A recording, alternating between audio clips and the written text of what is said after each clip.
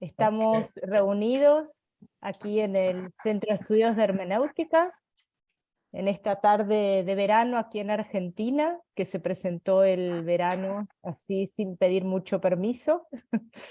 Y le damos la bienvenida al doctor Louden, que nos va a ofrecer hoy su presentación con la cual cerramos este enriquecedor ciclo que organizó, que ideó y que llevó adelante Silvia Di Sanza aquí en el Centro de Estudios de Hermenéutica.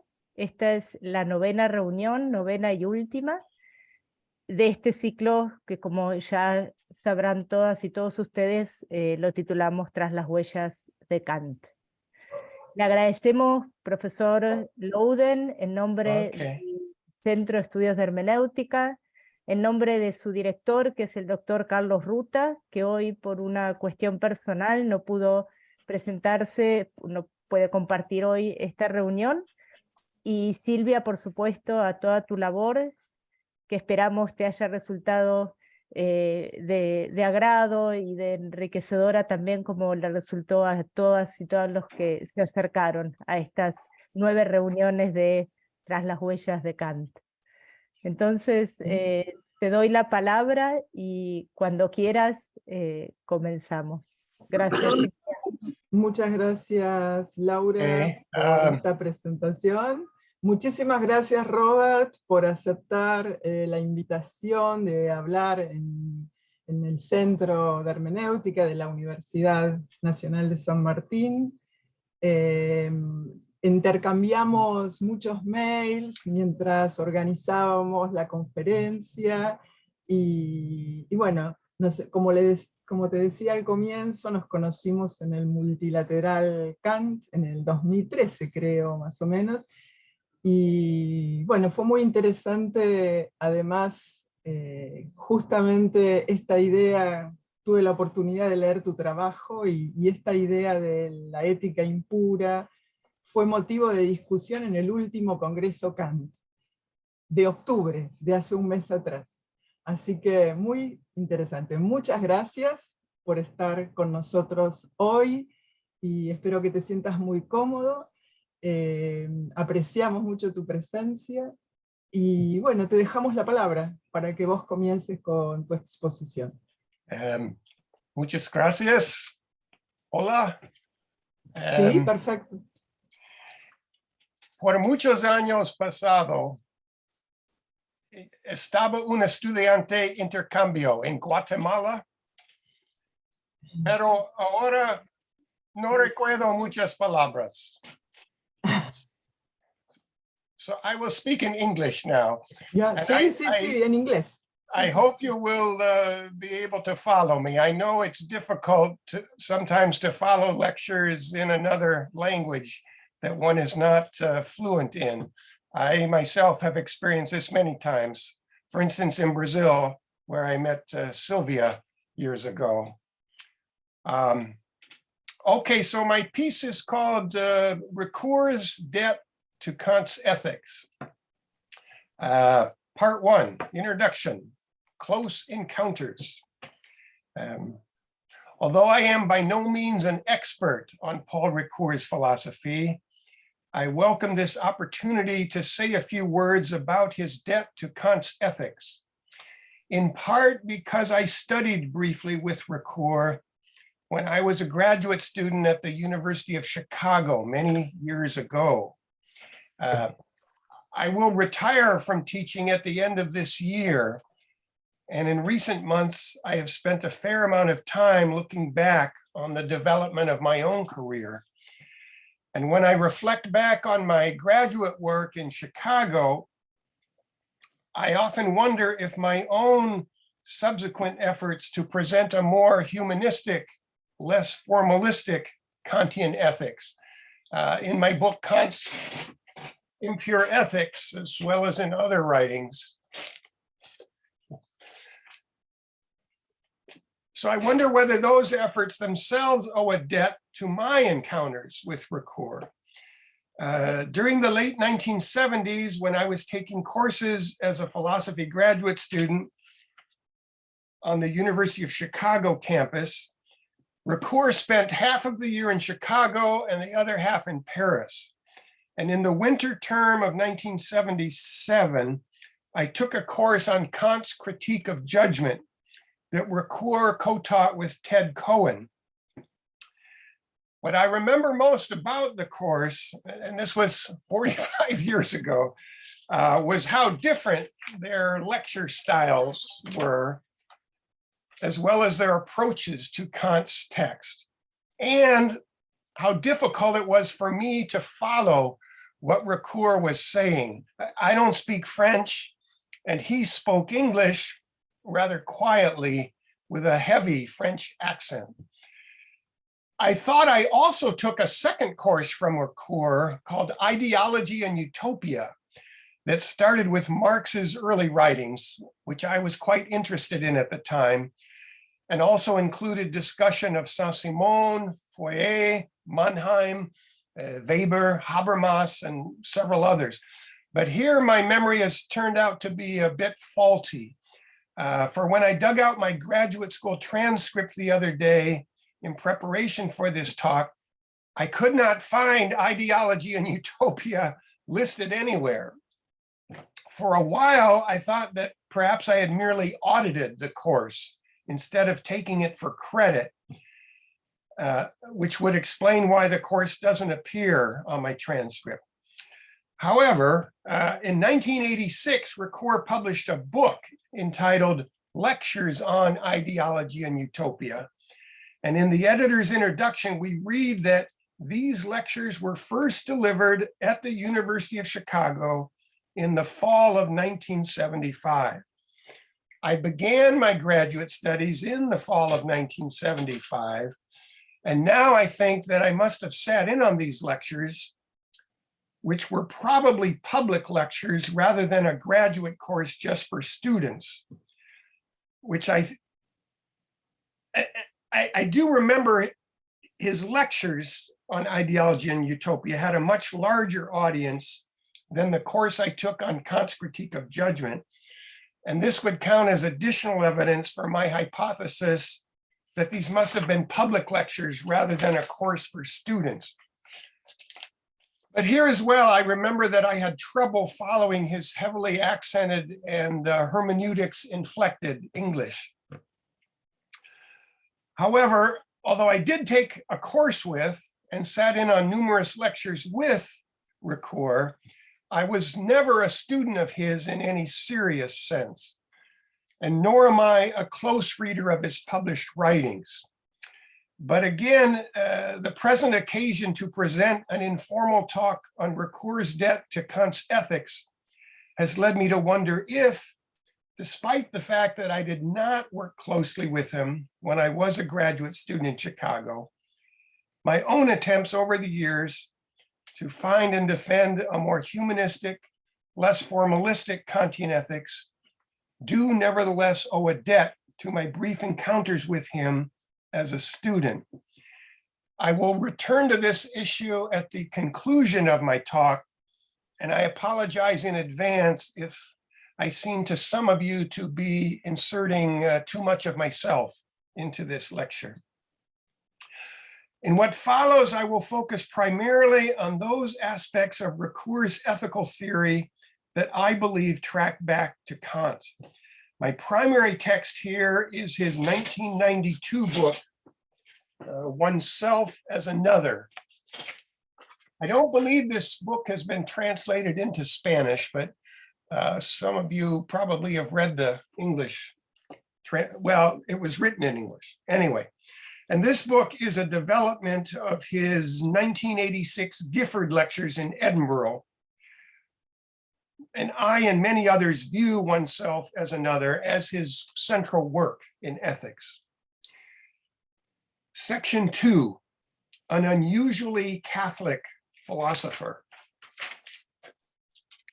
Nearly everyone who writes about Ricoeur's philosophy remarks at some point on the fact that all of his writings are informed by the history of philosophy, give careful credit to the authors he has read and by whom he has been influenced, and exemplify a generosity of spirit to philosophical mentors and opponents alike. In his style is evident a search for dialogue between views that are generally taken to be opposites.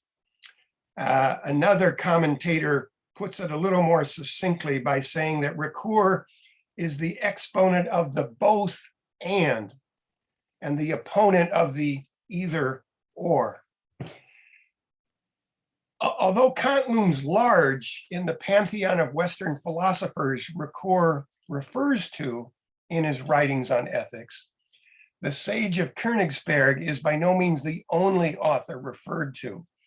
And it would be a fundamental error to describe Ricoeur's approach to ethics as Kantian without serious qualification. For instance, adopting a term of Eric Weil's, Ricoeur in several earlier writings refers to himself as a post-Hegelian Kantian. What Weil essentially meant by this term, post-Hegelian Kantian, as another commentator, Robert Piercy, notes, is the attempt to reconcile how the universal and essential features of human experience, these would be the Kantian features, might be reconciled with the concrete and historical or Hegelian features.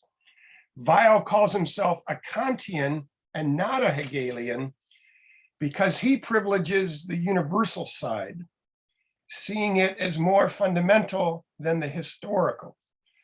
But Weil's Kantianism is post-Hegelian in its insistence that the universal only has meaning in its concrete historical instantiations, and in its claim that studying these instantiations is a properly philosophical task. Although Ricoeur essentially follows Weil's usage of the term post-Hegelian Kantian, he, Ricoeur, does not follow Weil in calling himself a Kantian. Rather, Ricoeur tries to keep Kant and Hegel in a kind of competitive equilibrium with each other. As he puts it in an essay called Freedom in the Light of Hope, which is in his book, The Conflict of Interpretations, quote, something of Hegel has vanquished something of Kant, but something of Kant has vanquished something of Hegel, because we are as radically post-Hegelian as we are post-Kantians. At any rate, in my judgment, the term post-Hegelian Kantian is not an entirely accurate description of the position advocated by Ricoeur in his later work, Oneself as Another, for the simple reason that in this text, Aristotle plays a larger role than Hegel. One could, I suppose, call Oneself as Another post-Hegelian Kantian Aristotelian in its orientation, but this term is too big a mouthful for my taste.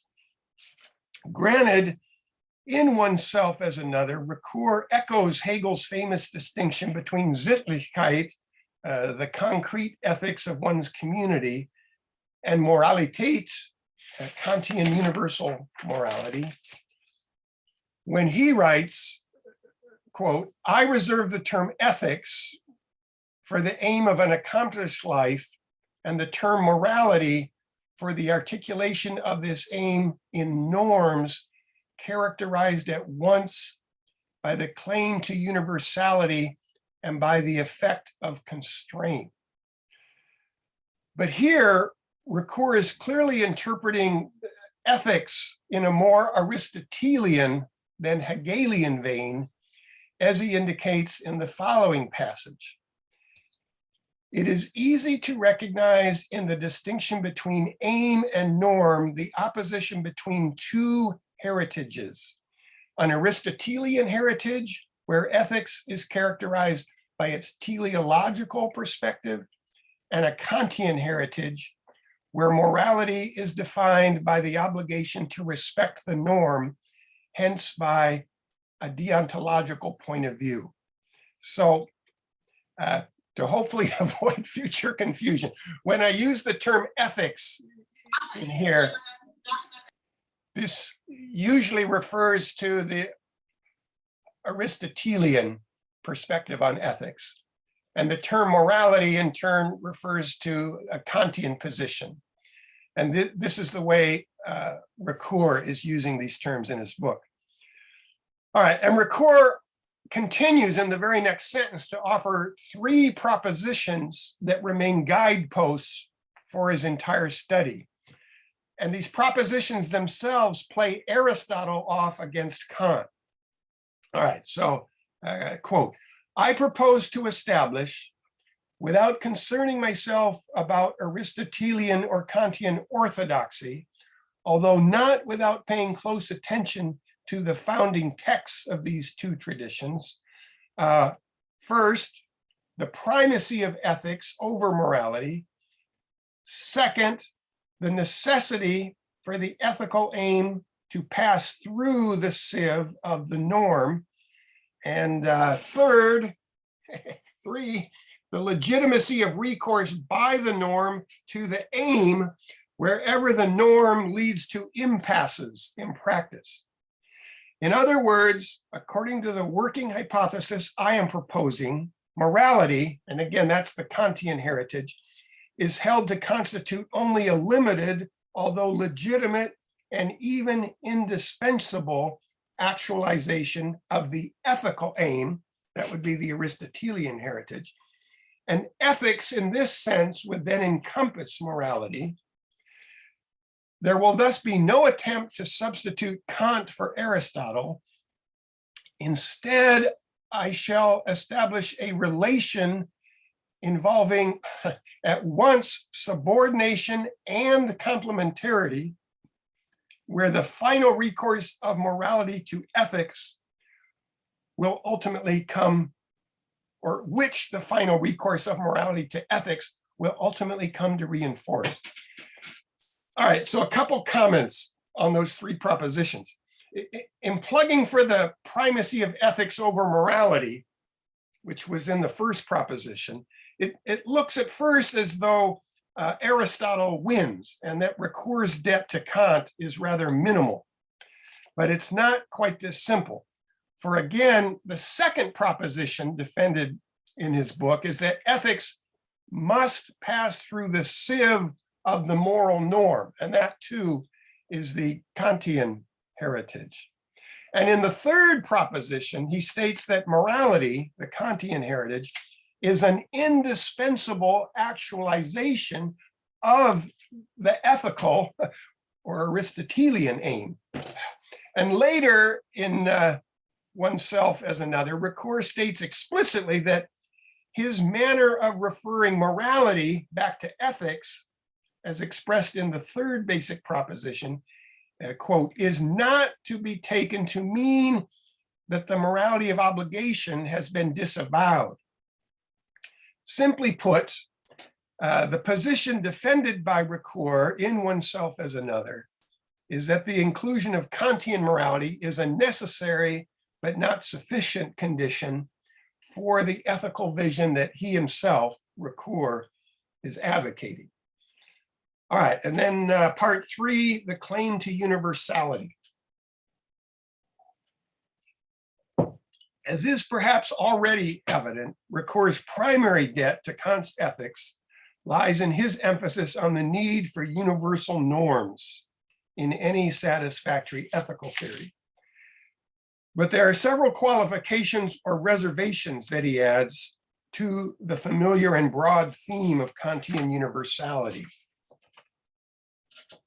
First, although it's clear that Ricoeur is committed to the need for universal norms in ethics, it is not so much the bare feature of universality that he finds valuable in the Kantian deontological tradition as the related features of constraint and duty. As he remarks in Oneself as Another, we have entered the Kantian problematic through the royal gate of universality. This problematic by itself, however, is not enough to characterize a morality of obligation. inextricably tied to the idea of universality is the idea of constraint, characteristic of duty. And this is so by reason of the limitations that characterize a finite will. To put this in more Kantian language, morality confronts human beings, that is, finite rational beings who, because of their countervailing inclinations, do not always act according to reason, as a massive system of imperatives or oughts. Due to our biological nature, we can never escape from these imperatives or oughts.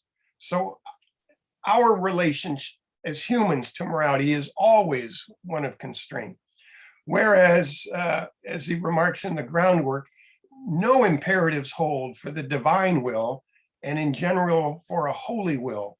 The ought is out of place here because volition of itself is necessarily in accord with the moral law. So on Kant's view, different kinds of rational beings have different kinds of relationships to morality. At one point, Ricoeur refers to Kantian morality as, quote, a means of testing our illusions about ourselves. And perhaps our biggest self-illusion is that we simply don't need constraints. Second, and here I see a strong affinity with contemporary Kantians, such as Alan Wood, Ricoeur has a decided preference for the second formula of the moral law, the formula of humanity as an end in itself. As he remarks tersely in a footnote, the categorical imperative by which I must treat humanity in my own person and in that of others as an end in itself and not simply as a means. This privileging of the second formula over the others is, of course, a break with Kantian orthodoxy, for in Kant's own comparison of the different formulas of the categorical imperative, he states explicitly that one does better always to proceed in moral appraisal by the strict method and put at its basis the universal formula of the categorical imperative, act in accordance with a maxim that can at the same time make itself a universal law. So Kant recommends that people use the first formula. He calls that the strict method. But this strategy of privileging the second formula over the first is an increasingly popular one at present. And I think it's one that Kant himself sees the rationale for. In his discussion of the different formulas, he also says it's good to bring an idea of reason closer to intuition and thereby to feeling. When I discuss the different formulas of the imperative with students, I always find that the second one, the humanity as an end in itself formula, that one registers much more solidly with them than the universal law formula, which many of them find a bit difficult to get a handle on. All right, third, and related to the previous point about the privileging of the second formula, Ricoeur sees a strong affinity between the golden rule and the second formula of Kant's categorical imperative. And he comments on this affinity at several points in his book. For instance, quote, "We shall interpret the golden rule as the transitional structure between solicitude and the categorical imperative by which I must treat humanity in my own person and in that of others as end in itself and not simply as means." And here's a second quote. "It is the golden rule that seems to us to constitute the appropriate transitional formula between solicitude and the second Kantian imperative." And thirdly, and I think this one is the most telling comment on this issue, it seems opportune to base our discussion on the golden rule, as it represents the simplest formula that can serve as a transition between solicitude and the second Kantian imperative. By placing the golden rule in this intermediary position, we allow ourselves the possibility of treating the Kantian imperative as the formalization of the golden rule.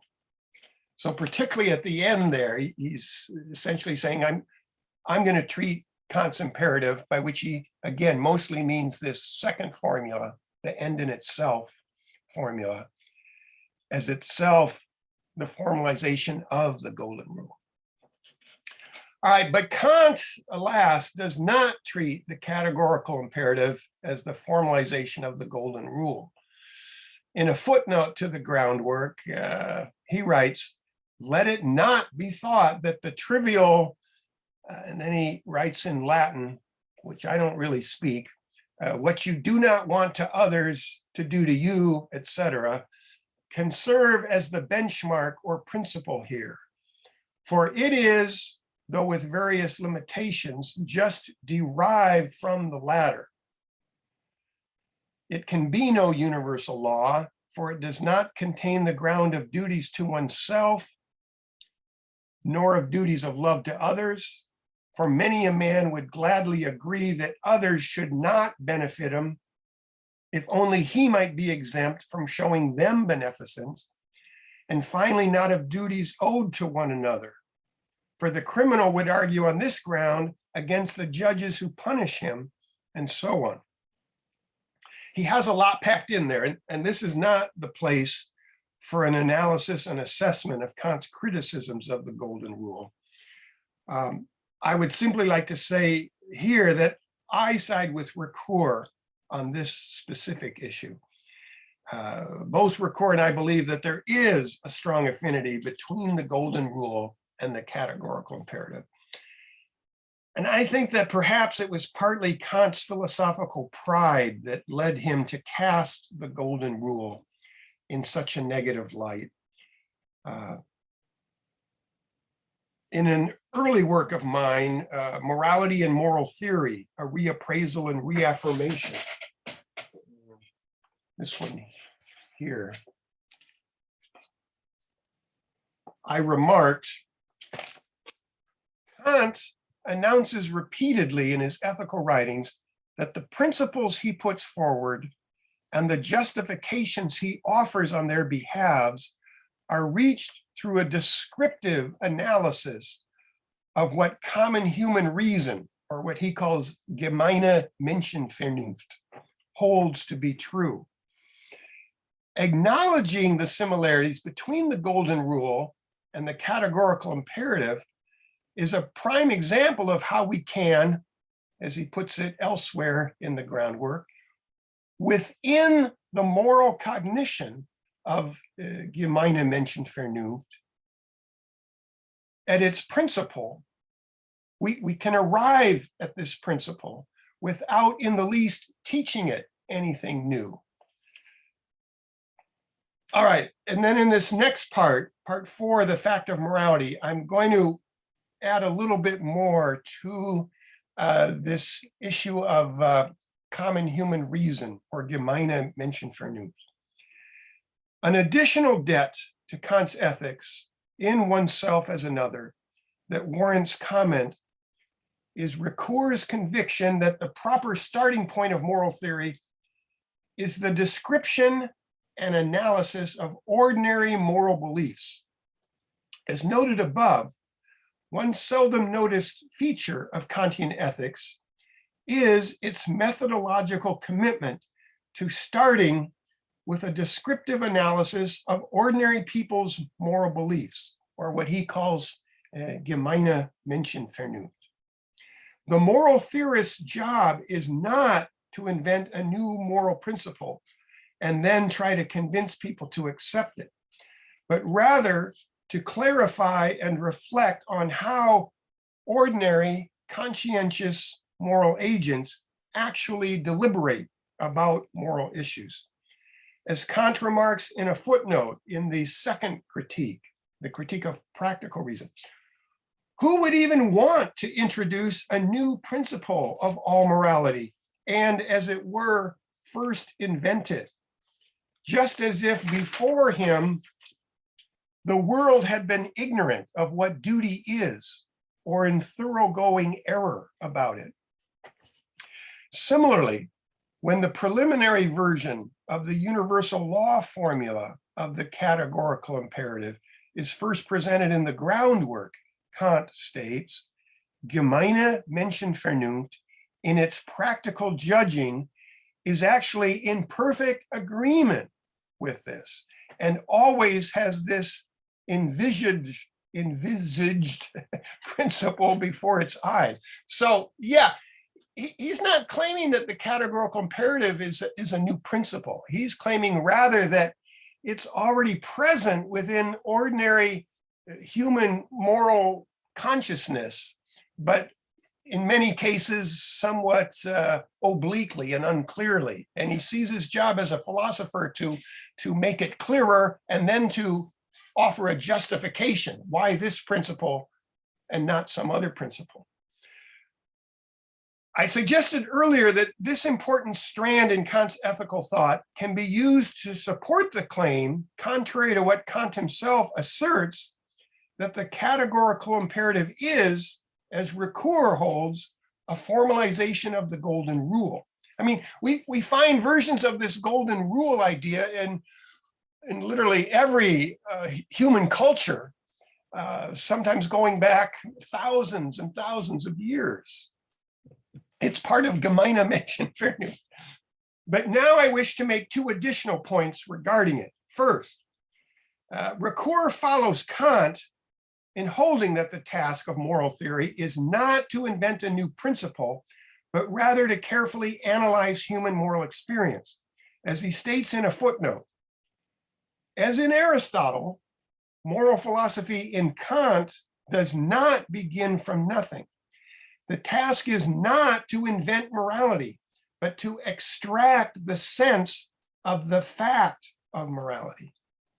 Second, even though Ricoeur sees a strong difference in content between Aristotle's teleological ethics and Kant's deontological morality, he holds that neither philosopher seeks to invent a new moral principle, but rather both seek to extract moral principles from our lived moral experience. I agree. As I argue in my first book, Morality and Moral Theory, Aristotle's method of ethics begins with a sorting through of the intuitions and beliefs people already have about the subject at hand, combined with an attempt to preserve the beliefs that are internally consistent. As he states in his Nicomachean Ethics, we must, as in all other cases, set down the appearances, ta phenomena, and after first working through the puzzles, go on to prove, if possible, the truth of all of the common beliefs, panta, ta, and doxa, about these experiences, or if this is not possible, of the greatest number and the most authoritative. For we both resolve if we both resolve the difficulties and leave the endoxa undisturbed, we will have proved the case sufficiently. So yeah, Aristotle's method is very similar to Kant. It's not exactly the same. Aristotle starts with what he calls the endoxa, common beliefs about moral issues, and he analyzes them. If he believes they're all consistent with one another, then he says, okay, job done. If they're not consistent with each other, then he tries to figure out which ones to cast aside in order to reach a consistent position. All right, part 4, expenditures or more debts. However, there are also several key positions advocated in oneself and another, as another, that Ricoeur and many other theorists see as un-Kantian, but that I myself believe actually constitute important aspects of Kant's moral theory. The first is moral conflict. Ricoeur, like many other contemporary philosophers, accepts as a given what he calls the unavoidable nature of conflict in moral life. However, Ricoeur's position on this topic is complicated by the fact that he also charges Kantian moral theory with itself generating internal conflicts. Irresolvable moral conflict is thus both a fact of human life, according to Ricoeur, and this is an assumption that Kant is often interpreted as denying, and I'm going to return to that in a minute. But Kantian moral theory, or so Ricoeur alleges, itself produces conflicts. As Fred Dahlmeier notes in an essay he wrote on Ricoeur, in Ricoeur's account, the different formulations of the categorical imperative give rise to quandaries. Kantian deontological morality cannot stand on its own or have the last word by virtue of its intrinsic dilemmas or limitations. The claim that Kantian morality or Kantian moral theory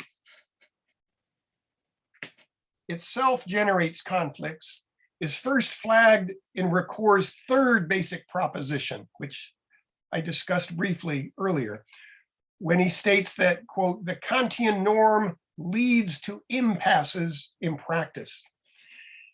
And it is repeated later in the book when he alludes to, quote, the conflicts that Kantian morality produces. Ricoeur's allegation that Kant's categorical imperative contains intrinsic dilemmas, contains multiple complex threads, and I will not investigate it further at present. But I do wish to briefly discuss the more fundamental issue of whether irresolvable conflict is part of human moral life. For at bottom, I think the primary reason why Ricoeur, like others, holds Kantian moral theory to be an insufficient guide to moral life is that it fails to recognize the reality of moral conflict. Yeah, I maybe overstated that. I wouldn't say the primary reason, but it's definitely one reason, okay? In a frequently commented on passage in his Metaphysics of Morals, this is now not the groundwork, but the later 1797 work, Kant explicitly states that, quote, a collision of duties and obligations is inconceivable, nicht denkbar. And then he adds in Latin, obligations do not conflict. Given the bluntness of this assertion, it should come as no surprise that he is often read as denying the very possibility of conflicts of duty, and hence also denying the reality of irresolvable conflict in moral life. However, I argued earlier in my first book, Morality and Moral Theory, that Kant does indeed recognize the reality of irresolvable moral conflict. And this is still my position at present. My argument was based in part on Kant's acknowledgement that there can be conflicting grounds of obligation. Here's a quote. He says, there can, however, be two grounds of obligation in one subject and in the rule he lays down for himself. This concession on Kant's part might at first seem to open the door to the reality of moral conflict, but he also seems to quickly close it when he adds that, quote, when two such grounds conflict with each other, practical philosophy says that the stronger ground of obligation holds the field. Or he also adds in Latin, the stronger ground of obligation wins. Many critics interpret Kant's remark about the stronger ground of obligation holding the field to mean simply that the weaker ground quits the field. It no longer exerts any claim at all. This is the way Martha Nussbaum puts it. The result being, as another commentator puts it, that there was only one actual obligation all along. However, or so I argue, this interpretation ignores the fact of agent regret. When moral agents are in situations where they must choose between two grounds of obligation, the weaker one does not simply disappear after the stronger one is pursued. Rather, people will normally regret the fact that they were unable to also carry out the weaker one, and they may try to rectify this situation in the future. Overridden oughts frequently do continue to exert moral force on us even after they are overridden, and they may still require our attention in the future. As Barbara Herman remarks, if the moral feature remains, it may still require attention, not as a residue, but as a moral feature of the circumstances in which the agent now stands. So, if I cannot at once help and tell the truth, a judgment that truth-telling is required does not free me from a requirement to help, if it is still possible to do that, or to do something else, explain myself, say, if the time to help is past. Kant himself refers to a type of moral conflict in one of the casuistical questions that he raises in the Doctrine of Virtue, the second half of the Metaphysics of Morals, when he invites readers to consider whether in certain circumstances there exists, quote, a permissive law of morally practical reason, which in the collision of its determining grounds makes permissible something that is in itself not permitted in order to prevent a still greater violation. Sometimes moral agents, even Kantian moral agents, are faced with moral conflicts where they must choose the lesser of two evils. Not to do so, Kant adds, this is also a quote from the Tugendlehre, not to do so would be an objectionable purism, a pedantry regarding the fulfillment of duty. Despite Kant's occasional confidence that the power of the categorical imperative is so great that it, quote, always determines quite precisely what is to be done and keeps one from missing it. That's in a footnote to the Critique of Practical Reason. A moment's reflection will show that this is not, in fact, always the case. Imagine a Sophie's choice situation where a mother is ordered by a Nazi commandant to choose which of her two children to send to the gas chambers. This is a famous example in William Styron's novel, Sophie's Choice. Neither the maxim, send the first child, nor the maxim, send the second child, can be willed to be a universal law. And neither maxim respects other humans as ends in themselves rather than means. In short, even Kantians must acknowledge genuine moral dilemmas and accept the reality of what Ricoeur calls the unavoidable nature of moral conflict in life. A second key position advocated by Ricoeur that he finds un-Kantian, but which I myself believe occupies a fundamental place within Kant's moral theory, concerns the necessary role of judgment in moral life. In Ricoeur's case, the necessity for judgment arises in part from what he believes are conflicts generated by the categorical imperative itself. As Dahlmeier notes, as announced in Ricoeur's third basic proposition, Kantian deontological morality cannot stand on its own or have the last word. By virtue of its intrinsic dilemmas or limitations, moral reflection is prompted to return to moral judgment in situation or practical wisdom. Those are both terms that Ricoeur uses in his book. The only way to mitigate or mediate these conflicts is through the cultivation of practical wisdom nurtured by tragic wisdom. Yeah, Ricoeur also argues that tragedies say something unique about the unavoidable nature of conflict in moral life. And that's also similar to Martha Nussbaum's position, for whatever that's worth. Both authors think that we often gain more insight about the tragic dimension of moral life through fiction, specifically tragedies, than we do through philosophical theories. Ricoeur's primary source of aid in elucidating the necessity of judgment in morality comes from Aristotle's well-known doctrine of phronesis, usually translated in English as practical wisdom. I'm not sure what the Spanish term is.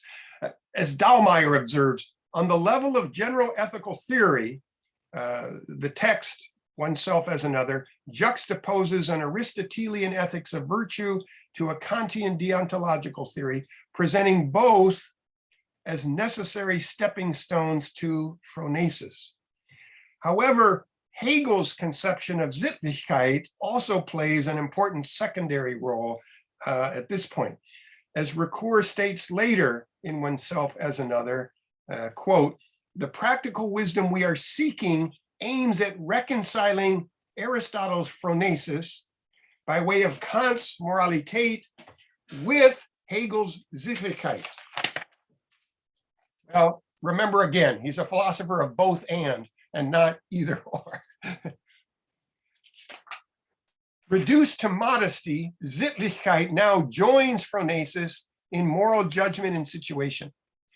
Concerning the practical wisdom suited to moral judgment and situation, one can say that Sittlichkeit repeats phronesis here to the extent that Sittlichkeit mediates phronesis. For Aristotle, phronesis involves an experientially learned capacity to see what ought to be done in particular situations where matters cannot be correctly decided merely by general principles. As he states in the Nicomachean Ethics, phronesis is concerned with the ultimate particular fact, since the thing to be done is of this nature. And it is the object not of scientific knowledge, or what he calls episteme, but of perception, aesthesis. Yeah, there's another famous passage, I think at the end of book 2 of the Ethics, where he says, ultimately, the decision lies with aesthesis. You know, general principles can help you a lot, but not always. And ultimately, the decision comes down to aesthesis, to perception. But what Ricoeur and other fans of Aristotelian phronesis fail to realize is that Kant's frequent discussions of the power of judgment, what he calls Urteilskraft, contain exactly these same points. A few examples. So these are all quotes from Kant's writings. Urteilskraft cannot be instructed, but only practiced. That is why its growth is called maturity, and its understanding that which comes only with years.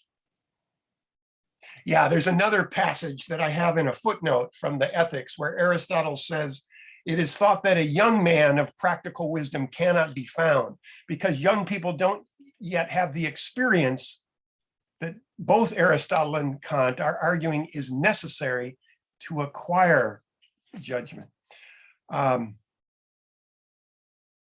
right, and then to go back to the Kant quote, I hope I'm not losing too many of you here. Therefore, if there were to be doctrines for Urteilskraft, then there would have to be general rules according to which someone could decide whether something was an instance of the rule or not, which would generate a further inquiry on into infinity. Thus, Urteilskraft is, as we say, the understanding that comes only with years. It is based on one's long experience. That's a quote from Kant's Anthropology from a pragmatic point of view, which is one of the Kantian texts that I've translated into English. All right, and here a shorter quote from the Critique of Pure Reason. This is probably the most famous remark he makes on judgment. Urteilskraft is a peculiar talent which can be practiced only and cannot be taught. You can't learn it in school. It is the specific quality of so-called mother wit, and its lack no school can make good. Yeah, when I try to explain this to students, I often say phronesis is a kind of street smarts rather than book smarts. I don't know if you have that distinction in Spanish, but probably. All right, and here's a quote from the Groundwork, the most frequently read text of his in ethics. Moral laws, no doubt, still require Urteilskraft sharpened by experience, partly to distinguish in what cases they are applicable, and partly to provide them with access to the will of the human being and efficacy for his fulfillment of them. And a shorter quote from the later Metaphysics of Morals. Ethics inevitably leads to questions that call upon Urteilskraft. And then lastly, a quote from one of his anthropology lectures. This is also a text of his that I've translated into English for the Cambridge edition of Kant. Nothing is more laughable than when one shows no power of discrimination and does not see what is fitting to the circumstances. In short, one does not need to leave Kant and turn to Aristotle to find a robust theory of the need for practical judgment in ethics. It is a central part of Kantian moral theory. All right, and then conclusion. Part 5, sticking with Kant. At the conclusion of my introduction, I raised the question of whether my own ongoing effort, I started pretty much with the Kant's Impure Ethics, but I have several other books where I continue this effort. This one here, Kant's Human Being, essays on his theory of human nature. And then just last year, I published a short little book for what's called the Elements series with Cambridge University Press, Kant's Anthropology, or actually the real title is supposed to be Anthropology from a Kantian point of view. All right, anyway, I raised earlier the question of whether my own ongoing efforts to find and defend a more humanistic, less formalistic Kantian ethics itself owes a debt to my encounters with Ricoeur when I was a graduate student in Chicago, muchos años pasado, many years ago. The answer, which probably comes as no surprise, I've hinted at it already, is yes. Sí. Ricoeur and I have both, albeit in somewhat different ways. I mean, yeah, as you can probably tell by now, I am not a hermeneuticist. I have my also Catholic tastes in philosophy, but on the whole, I would say I have been more influenced by the analytic tradition, which tends to be stronger in English-speaking countries than does the hermeneutic tradition. So we've both, albeit in somewhat different ways, sought to defend a more realistic and less abstract ethical theory that, while recognizing the necessity of Kantian universal norms of justice for any minimally satisfactory moral outlook, also interprets Kantian ethics, Kant's own protestations to the contrary, as a modern development of the classical golden rule tradition. Thirdly, recognizes the brute fact of irresolvable moral conflict in human moral life. Fourthly, acknowledges that general principles alone cannot answer every moral question, and that judgment concerning particular circumstances is also needed. And fifthly, insists that the job of moral theorists is not to invent new principles, but to carefully analyze and reflect on the nature of ordinary moral beliefs. But whereas Ricoeur held that this conception of ethical theory could only be achieved by supplementing Kant with Aristotle and Hegel, much of my own work has been an attempt to convince people to broaden their reading in Kant's extensive corpus to include his more empirical, or what I call impure, writings on human nature, especially, but not only, his anthropology. By doing so, I have argued, we will finally arrive at an accurate picture of the practical philosophy that he himself advocated, but that has been virtually ignored by generations of philosophers who are obsessed with, and here I'm borrowing from Richard Rorty, keeping philosophy pure. Kant himself was adamant that the pure ethics by which most philosophers know him is only the first part of ethics. A second impure part is also necessary. As he states in one of his ethics lectures, the metaphysics of morals is only the first part of morals. The second part is moral anthropology, to which the empirical principles belong. Moral anthropology is morals that are applied to human beings. The metaphysics of morals, he also uses the Latin term, moralia pura, is built on necessary laws. Therefore, it cannot ground itself on the particular constitution of the human being, because then it wouldn't apply to other rational beings. The particular constitution of the human being, as well as the laws that are grounded on it, appear in moral anthropology under the name of ethics. Yeah, as I remarked in a footnote earlier, usually Kant treats Moralität and Sittlichkeit as synonyms. Unlike Hegel and others, say Bernard Williams, he doesn't differentiate between these terms morality and ethics. But this quote's interesting in part because he says morality, we use the word ethics to refer to moral anthropology. Although, just for the record, it's not the German term Sittlichkeit, which is how people usually translate Hegel's term. It's just ethic, like our English ethics. Anyway, that's a little minor translation point.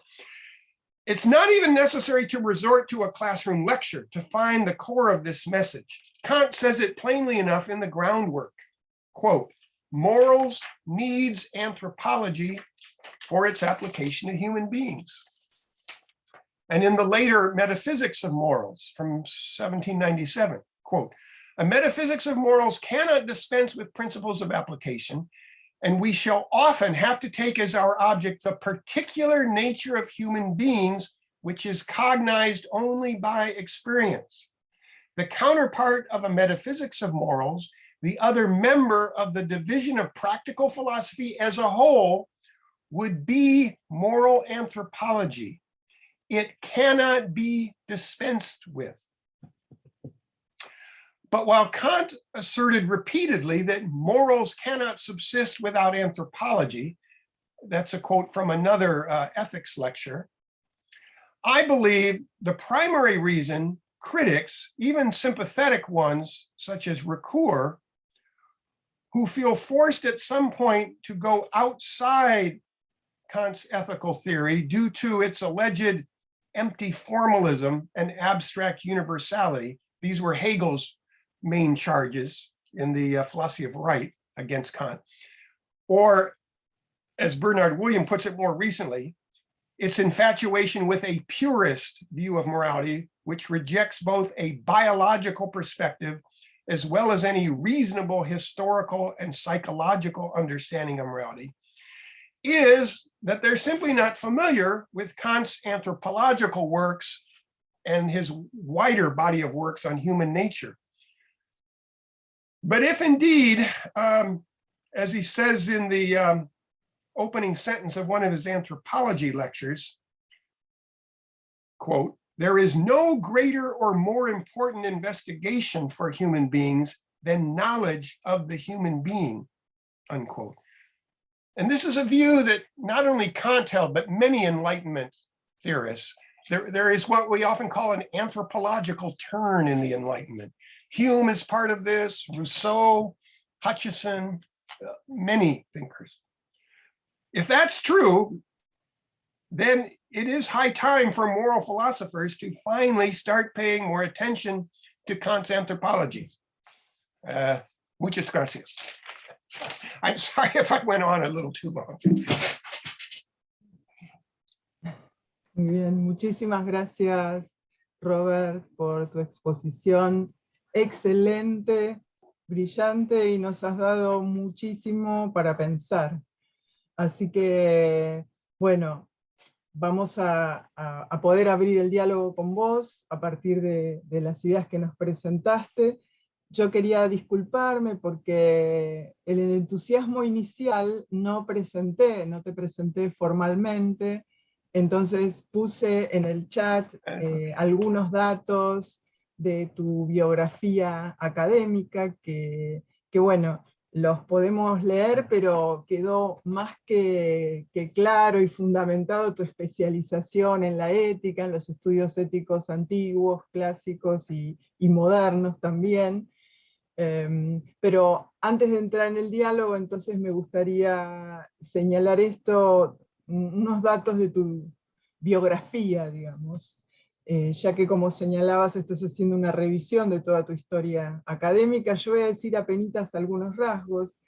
Robert Louden es doctor en filosofía por la Universidad de Chicago, Estados Unidos, es profesor de la Universidad del Sur de Maine, en Estados Unidos, miembro de la junta directiva de la North American Kant Society, se especializa en ética, historia de la ética antigua y de los siglos XVIII, XIX y XX, especialmente en Kant, con foco en la filosofía práctica y la antropología, como nos has mostrado.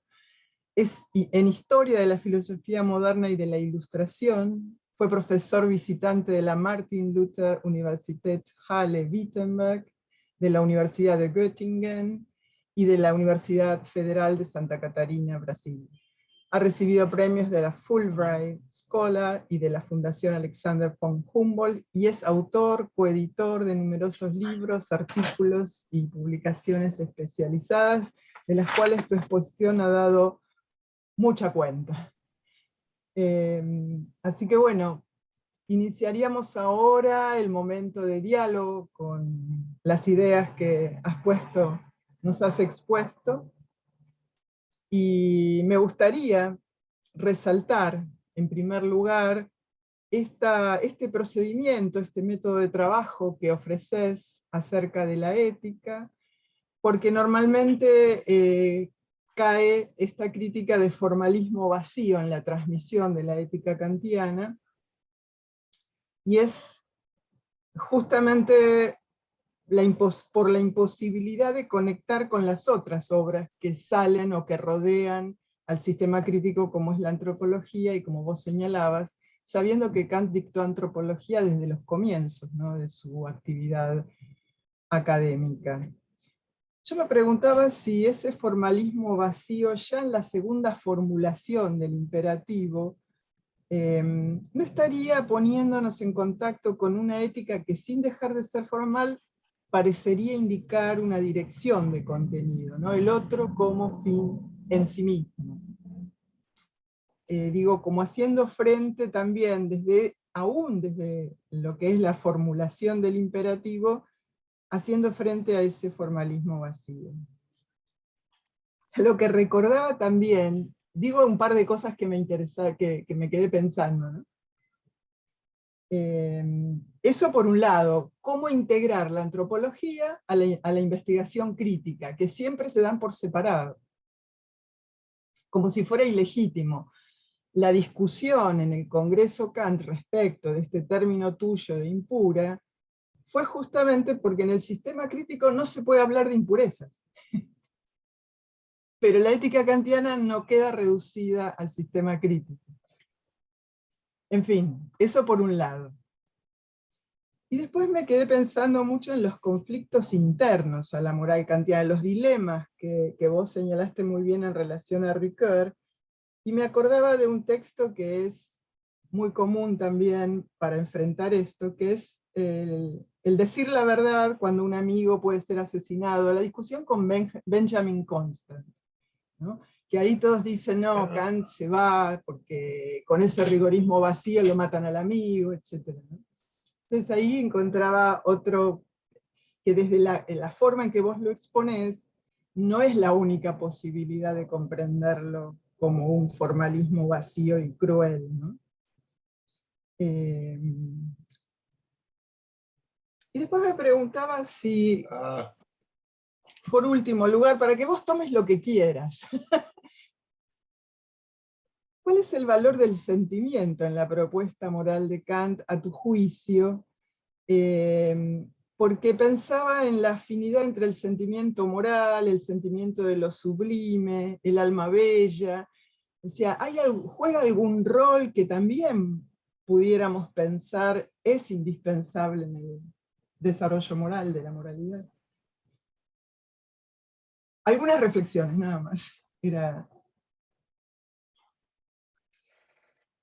Okay, I'm not sure I got all of that. You raised several important issues. First, I have a note, pure versus impure. Yes, Kant is most famous for what he calls his pure philosophy. The Critique of Pure Reason is by far his most famous work. But nevertheless, in his ethical writings, he does stress that we also need empirical information along with these allegedly pure principles. You need both of them. And I read you, I think, 5 different quotations from different works where he states that explicitly. And frankly, even the Critique of Pure Reason has some passages in it where he acknowledges that although he himself is particularly interested in what he calls pure philosophy, that philosophy as a whole is bigger than this. He talks about empirical philosophy as also being part of philosophy. And he himself, in some of his natural science writings, it's not just in his moral writings that you get impurity. In some of his natural science writings, there's a fair amount of empirical content in physics and astronomy and cosmology. So yeah, this is an old chestnut that is frequently thrown at me. And I'm by no means trying to deny the importance of the Critique of Pure Reason, but there's more to Kant than that one book, okay?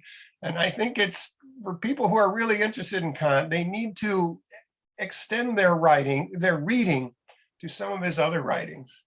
Now let's see, then you had some comments about the second formula, which again is the one that Ricoeur favors. It's also the one that Alan Wood favors. And yes, I think part of the reason why at least some people favor that formula is that it does seem to give you more content. You do seem to get at least an allusion, if not a direct reference to human beings in there. So yeah, when I try to make sense out of Kant's ethics with students, I always find that the second formula has more success than the first. But I myself, I guess I would say I try to stick when possible with what Kant actually says. I'm a little more textually based than I think some philosophers are. And if you read his own remarks about these different formulas and how they relate to one another, he does say, and I quoted this also in my presentation, he does say that it's better to stick with the strict method and use the formula of universal law, as well as the second formula, as well as the third formula. I mean, of course, he thinks they're all different ways of saying the same thing. He's been challenged on that, but he thinks, yeah, they're all different ways of saying the same thing. So I take him seriously there, and I don't like to just lean on one formula to the exclusion of others. Then I have a note about lying, and particularly that notorious essay he wrote in response to Benjamin Constant on an alleged right to tell lies from benevolent motives. As you might imagine, that's not my favorite Kantian text. He does seem extremely rigid in there, but I do want to say, and this is part of my effort to get people to look outside some of the old standbys. In some of his classroom lectures on ethics, when he talks about truth-telling and whether it's ever morally permissible to lie, he does have a different position than what he advocates in the reply to Constant essay. In some of his classroom lectures on ethics, if I recall the Collins one, among others, he does say sometimes it is morally permissible to lie. There's a whole book of essays that was published in Germany on this topic years ago that has influenced me. But yeah, here too, I think if you go outside some of the standard texts, you do see a more realistic Kant. So I check out the Collins lecture. I don't know if that's been translated into Spanish or not, but we have an English translation. And just look in the index. In fact, if you're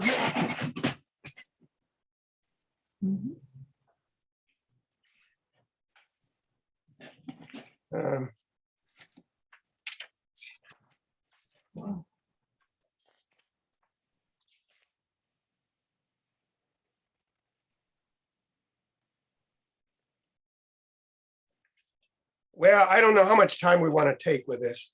There are many entries, but the ones I have underlined in the index are on pages 426 and following. That's actually in the Vigilantius lecture. And then 201 to 05, which is probably the Collins. Yeah. And in this German book I referred to a minute ago, both of these texts are reprinted in there to offer evidence for a different reading of Kant's actual position on lying. All right, and then fourthly, I wrote down feeling, and does it have any positive role to play in ethics on Kant's view? And here, I think it'd be best for me to just mention Maria Borges's work in Brazil. Some of you maybe are familiar with her writing. She's done some very good work on this topic. But yes, although if you only read the groundwork, you're not going to see this. There's one notorious passage in the groundwork where Kant says it's the wish of every rational being to be free of inclinations. You know, if I had my druthers, I would just prefer to be a creature without any inclination. But in other works, such as the Metaphysics of Morals, he speaks much more positively about feeling and emotion playing a positive role in ethics. He says, among other things, sympathetic feeling is a duty. Cheerfulness is a duty. Now, I don't want to go overboard here. I mean, it wouldn't be Kant if you didn't also factor in his core position, which is that, you know, we're mixed creatures. We have both the capacity to reason, but we also have inclinations and desires and feelings. And reason needs to be in charge. If you put feeling in charge, you're not really going to have a Kantian ethics. But I would say it's definitely the case that feeling of the appropriate sort plays an important secondary role in the moral life, according to Kant. Okay. I hope I've responded to your Muchísimas gracias, perfecto. Interesante. Bueno, abrimos entonces la conversación. Si alguien del público a su vez se sintió tocado por alguna cuestión y quiere intervenir, con toda libertad y podemos seguir conversando.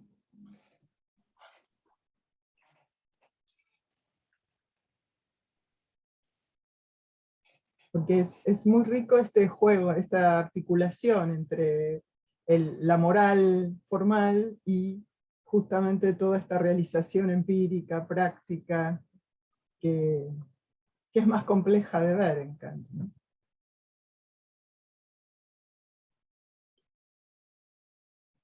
Bueno, sí, mientras esperamos otra intervención, yo pensaba en el rol de la facultad de juzgar, de la Urteilskraft, ¿no?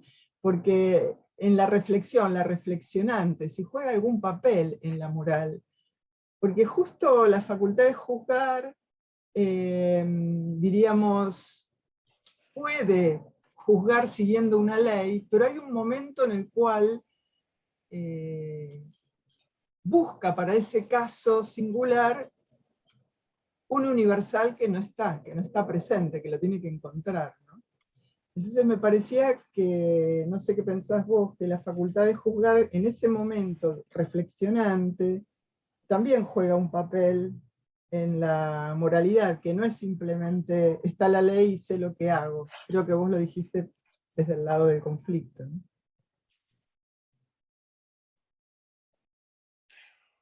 Well, I did argue in my presentation that, yes, on Kant's view, moral judgment is needed in ethics. But I suppose that is a somewhat controversial or contested position. I tried to back it up with a number of quotations from Kant, where he says in different ways, judgment is needed in ethics.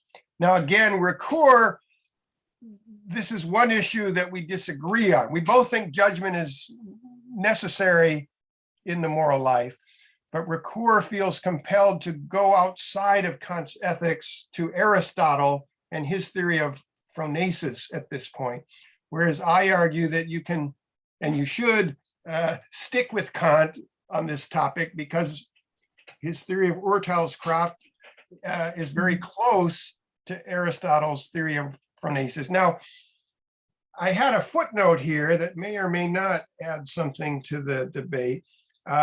Some of you, no doubt, are familiar with Hannah Arendt's philosophy, a German woman who came over to the United States at the end of World War II. She's quite interested in the topic of judgment. She had planned to make the third and final volume of her Life of the Mind, a volume called Judging, and she didn't live to write it. But we do have a book called Lectures on Kant's Political Philosophy. And, you know, on the one hand, I was excited because I thought, oh, well, here's someone who is on my side on this topic, but I don't think she really is. What I have in the footnote here is Arendt's extant remarks on Kant's theory of judgment are sometimes idiosyncratic and not always faithful to Kant. For instance, she is definitely in error when she writes, quote, judgment of the particular has no place in Kant's moral philosophy. And I don't think that is correct. She's, I guess, primarily interested in the role of judgment in the political life of humans rather than in the moral life. But why you would need judgment in one of those areas but not the other is a mystery to me.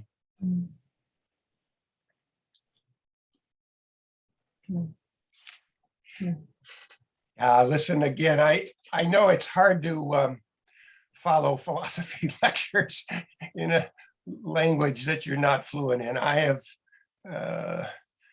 had to do so on many occasions in my travels over the years. So don't worry about that.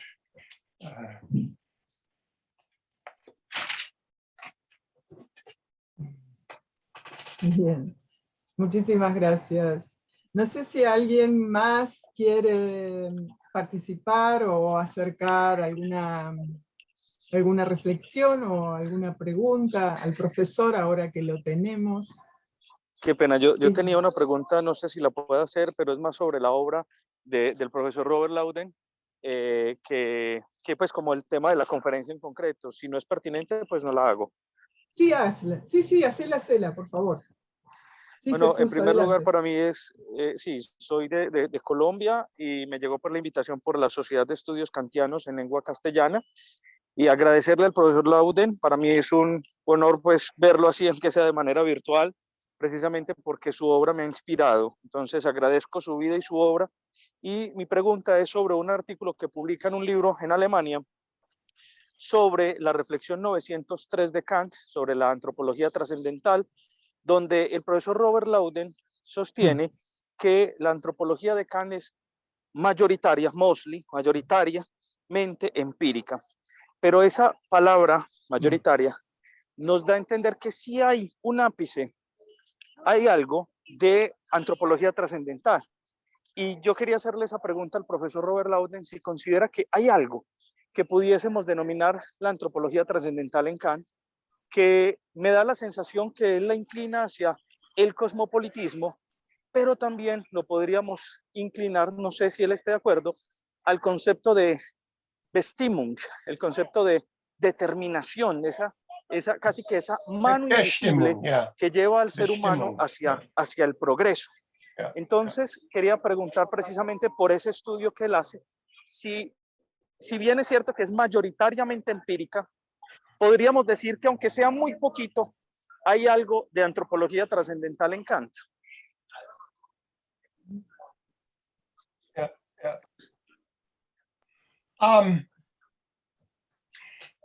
Yes, I think so. What I meant by the mostly was mostly, but not entirely. I mean, the most obvious dimensions or areas of Kant's anthropology, which seem to me to be clearly non-empirical, are, well, the teleological dimension. You mentioned the crucial term Bestimmung a moment ago. And Kant, he talks a lot about teleology in his third critique. And one of the claims he makes there is that this is not an empirical concept.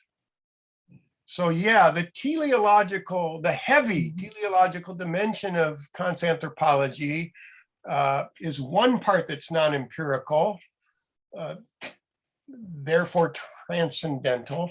And then a second obvious part would be the moral dimension of it. Now here too, there's a strife, an ongoing battle between different Kant scholars.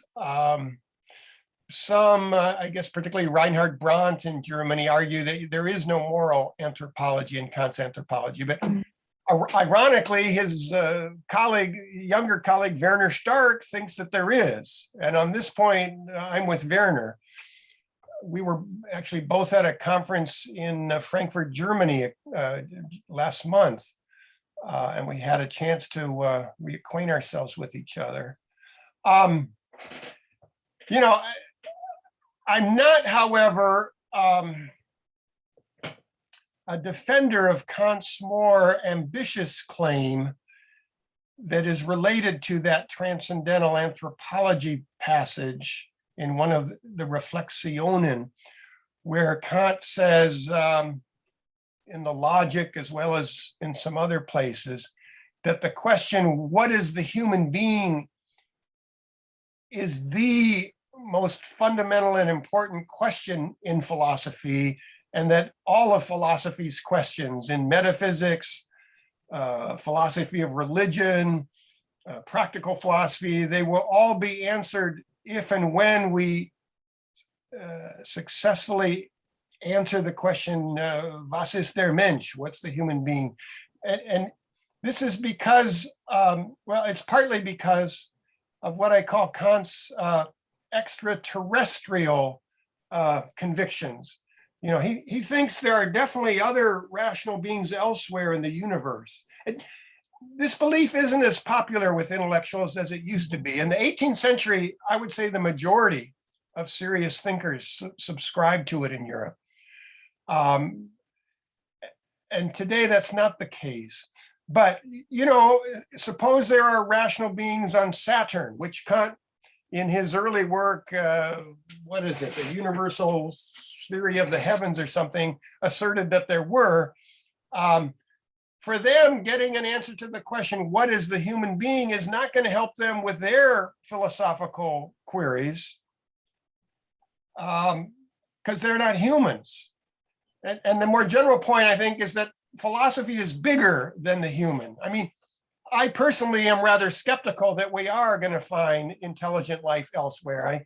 Governments and now billionaires such as Elon Musk and so forth are doling out a ton of money to try to make contact, and I'm not sure we might be alone. I don't see any evidence yet that there are other intelligent creatures out there, but it's possible. And if there were, I think they too would engage in philosophy. And I don't think for them answering the question, what is the human being, is going to answer all their philosophical questions. So yeah, I've written several pieces on this, but yeah, I'm not a fan of the claim that there's a transcendental anthropology with a capital T. The only time Kant uses that term is once in that one Reflexion, which of course is not a published piece of work. Well, it was not published until long after he died. But I do wholeheartedly agree with the somewhat more modest claim that Kantian anthropology is not merely empirical. There's more to it than that.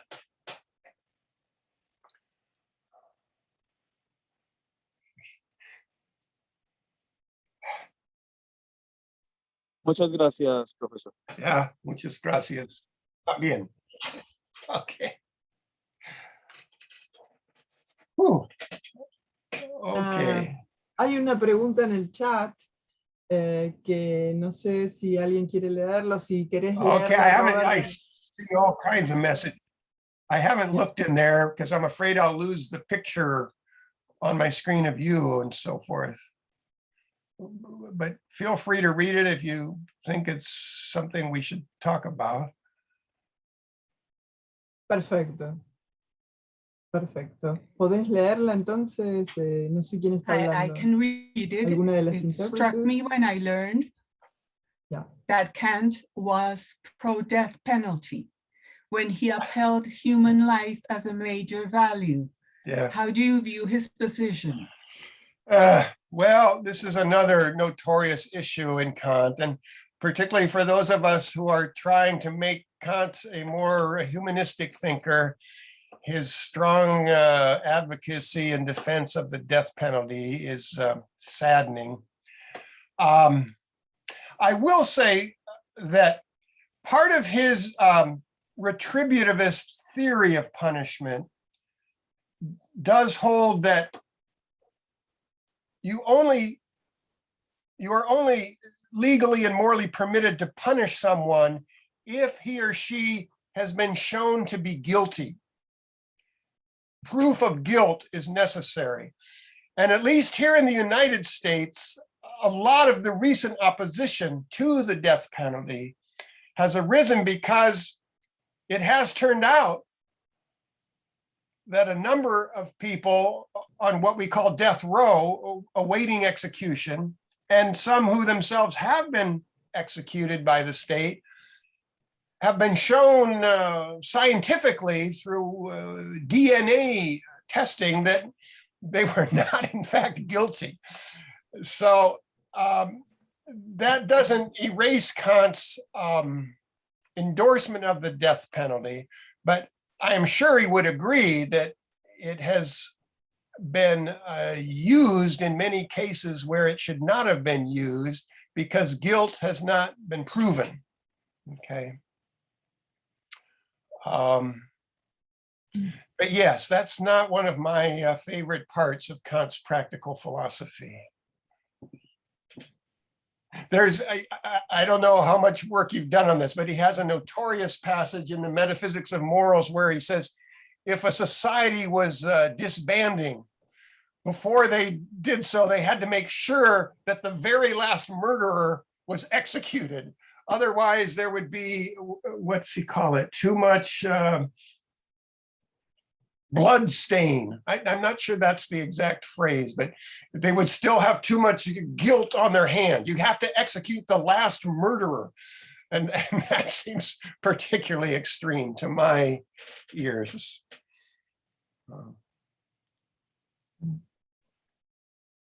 Ya. Thank you. Muchísimas gracias. Jenny Becerra, sí, adelante. Jenny, ¿querías seguir participando con algún comentario? No, I just wanted to thank you. It's because it's not only because of the people who might be innocent, but just the fact that he defended life so much, Bueno, like human life above everything else, and then the death penalty. Well, if I hear you, and I should have stuck this in sooner, I mean, some people also argue that Kant's defense of the death penalty itself is not consistent with his overall practical philosophy, because what happens to the irreplaceable value and worth of the human being once he or she is executed? It's gone. So I know some people try to argue that if you read Kant correctly, he should have not have advocated the death penalty. But here too, because of my fondness for texts and being a more literally oriented scholar in philosophy, I can't dismiss his strong statements in defense of the death penalty. He does say that many times. Thank you. Muy bien, muchísimas gracias. No sé si alguien más quiere intervenir, comentar o preguntar. Yo quería decirles que es la última exposición, o sea, Robert Louden cierra este ciclo de conferencias que comenzó en el mes de mayo. Tuvo muchos representantes de la filosofía de Kant, entre ellos, bueno, Ubirajara Rancán, de Acevedo Márquez, Ribeiro dos Santos, Gustavo Leiva, también María Jesús Vázquez, Nuria Sánchez, o sea, tuvimos toda una serie de expositores, también Alejandro Vigo y Aramayo, Roberto Aramayo, que abrió el ciclo, y con tu conferencia, Robert, te agradezco muchísimo, cerramos este ciclo. Se completa por este año, se cierra este ciclo, y la verdad que un lujo realmente tenerte y haberte escuchado y haber podido conversar con vos. That gave me a little more time to prepare my talk too, so I was happy for that. Muchas gracias. Estoy cansado. La dedicación. Estoy cansado. Silvia, would it be possible for you not to shut this all down? Because I see there are 20 chat messages. I'd like to maybe take a look at those if possible. And I'm worried that they're going to disappear if you... sí. If it's... I mean, everyone else is welcome to leave, but if possible, I'd like to just take a look at those chat messages. I was afraid to click because I'm sure your picture would have disappeared. Sí. Yo, si quieren, los vamos leyendo, los leo muy pausados. Sí. Aquellos que no leímos todavía. Well, ¿Ya? Los primeros son justamente el CV. I'm not sure they would all be of interest to the audience, but use your own judgment. Use your own Urteilskraft there, okay? No, y después, no, tenemos un rato y compartimos, o si también quizá alguien que no los haya podido leer, también los puede claro, los puede escuchar. Tenemos un chat que pregunta si esta conferencia se va a grabar, va a quedar en el canal de YouTube, a lo cual contestamos que sí, que en unos pocos días ya, entrando a nuestra página del Centro de Estudios de Hermenéutica, ahí van a poder encontrar de vuelta esta conferencia grabada. Luego tenemos un agradecimiento. On YouTube. Yes. Okay, bueno. If you could send me even the link or the Sí. update, because Sí. some of my colleagues might Sí. want to see it. Sure. Sí. En cuanto esté la grabación editada y subida al canal, siempre le enviamos a los expositores, le enviamos a usted, a Silvia, a todos el enlace, así lo pueden compartir porque es libre y gratuito. Es una linda manera de compartir lo que usted nos ofreció. Luego tenemos el chat que recién leyeron, al cual usted respondió sobre la pena de muerte. Y luego tenemos un chat de Gilberto Brites, que agradece mucho la exposición que nos ofreció y se disculpa que tiene que retirarse a dar clases. Ana Almeida también agradece por compartir estos encuentros. Jenny Becerra también agradece mucho. Y Adolfo también agradece diciendo muchas gracias a todos los organizadores y profesores participantes de esta singular idea. Y entonces yo también quiero agradecer, aprovechar para agradecerte, Silvia, todo el trabajo que has dedicado a este ciclo.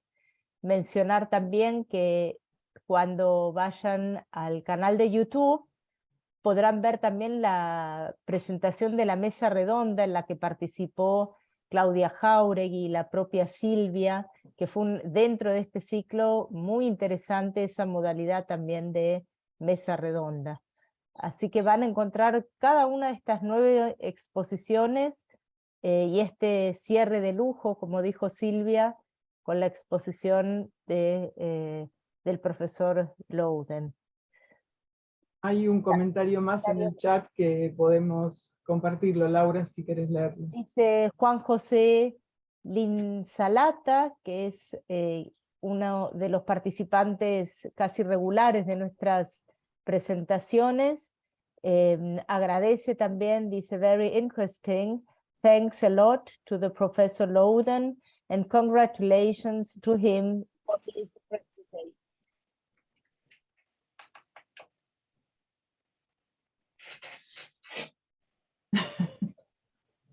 Muy bien. Ese ha sido el último comentario del chat, ese agradecimiento. Okay. Muy bien, gracias. Muchísimas gracias, y muchísimas gracias, Robert, por la especificidad y el trabajo que te tomaste en enfocar la ética kantiana en relación a uno de los autores más trabajados en la hermenéutica, o sea, de situar tu exposición en el lugar que te iba a recibir. Eso es un esfuerzo que apreciamos mucho y te queremos agradecer porque indica toda tu seriedad y toda tu inteligencia en el tema que nos ofreciste. Muchísimas gracias.